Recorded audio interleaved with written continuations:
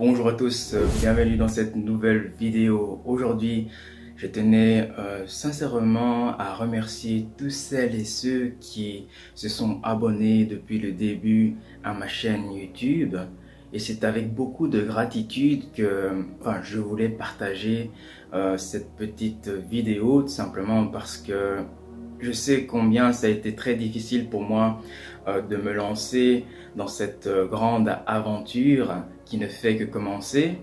Et c'est pourquoi je voulais amplement vous remercier de faire ample part de cette grande aventure, parce que encore une fois, ce projet qui était à l'état embryonnaire, à l'état d'idée, de concept, me semblait impensable, voire impossible.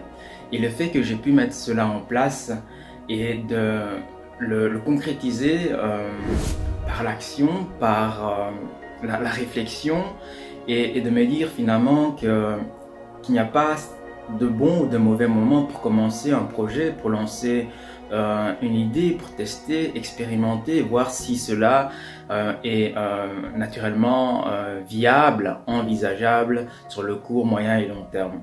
Alors effectivement, je me souviens dans mes débuts, lorsque j'avais cette idée de me lancer et je me disais est-ce que je suis légitime finalement, j'avais tellement cette grande peur, cette peur de stress, d'anxiété, de me dire que face à la critique, au jugement, et c'est que surtout ce que toutes les personnes autour de moi pourraient penser de ce projet, en quoi je suis légitime pour lancer ce projet. Et pendant très longtemps, effectivement, j'avais ce syndrome d'imposteur en me disant effectivement, je ne suis pas légitime.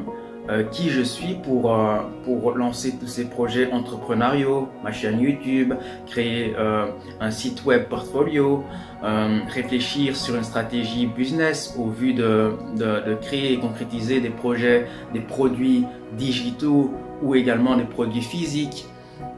Quelles compétences entrepreneuriales je possède pour me sentir légitime. C'est pourquoi le syndrome de l'imposteur était pour ma part très récurrent en tant que créateur de contenu, artiste, freelancer ou peu importe qui vous êtes. Si vous désirez lancer un projet, sachez que c'est très difficile, complexe. Au début, on est tous à côté de la plaque, on est tous débutants, on est tous beginners et nous avons tout à créer, à apprendre, à découvrir, à explorer.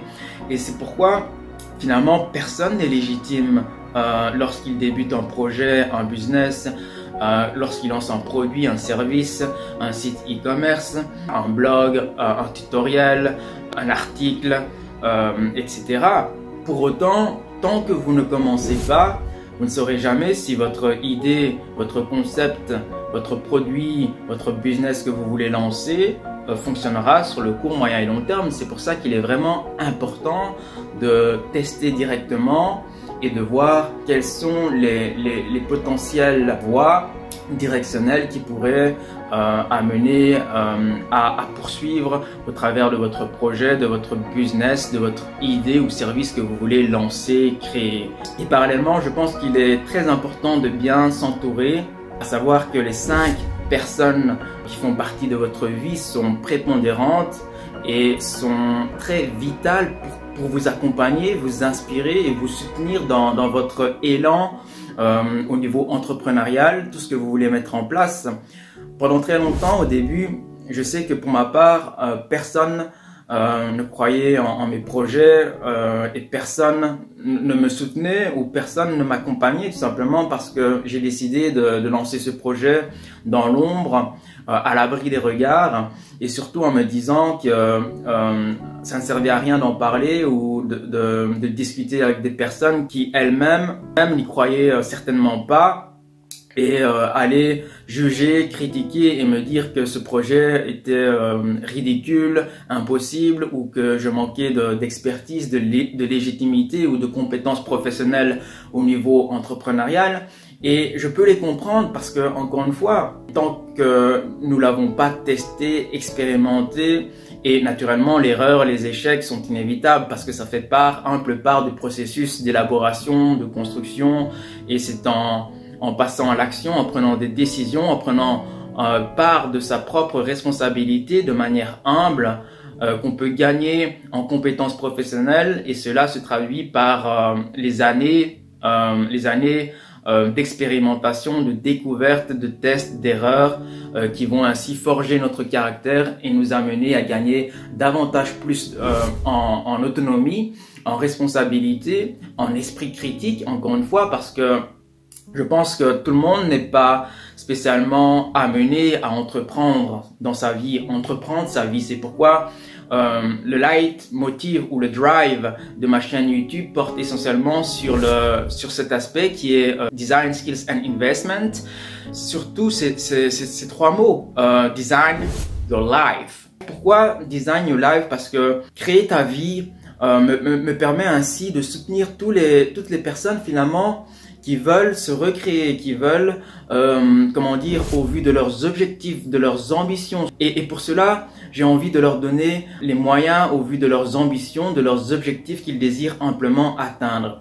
Cela ne sous-entend pas que ça ne sera pas difficile ou complexe, surtout si vous êtes débutant. Cela sera certainement très difficile au départ en termes d'apport, en termes de personnes qui seraient en adéquation avec vos valeurs, de personnes qui pourraient vous soutenir, vous accompagner, et cela est normal. Moi-même, j'ai travaillé jusqu'à présent dans l'ombre, bien que j'ai lancé ma chaîne en 2017, je l'ai abandonné par manque de résultats, de caractère, mais surtout de confiance, et surtout je n'étais pas assez engagé vis-à-vis de moi-même, et je manquais grandement de caractère en termes d'autonomie, en termes de prendre part de sa propre responsabilité, et surtout de me dire que si je m'engage dans ce processus, ce sera certainement dans une vision long terme. Or, à cette époque, je manquais grandement de savoir, de connaissances et surtout d'ouverture au monde, c'est-à-dire de veille,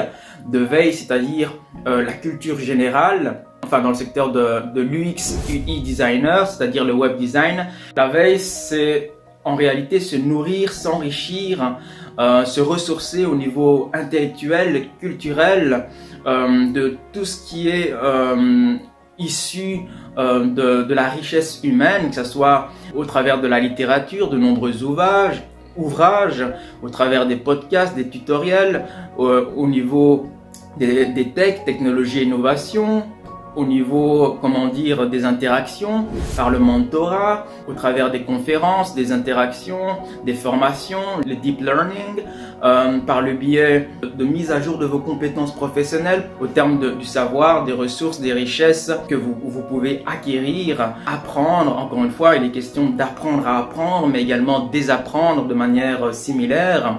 Faire preuve de discernement dans son processus d'apprentissage, également faire preuve de détachement vis-à-vis de ce que vous ne contrôlez pas. Et tout cela passe naturellement dans l'attitude.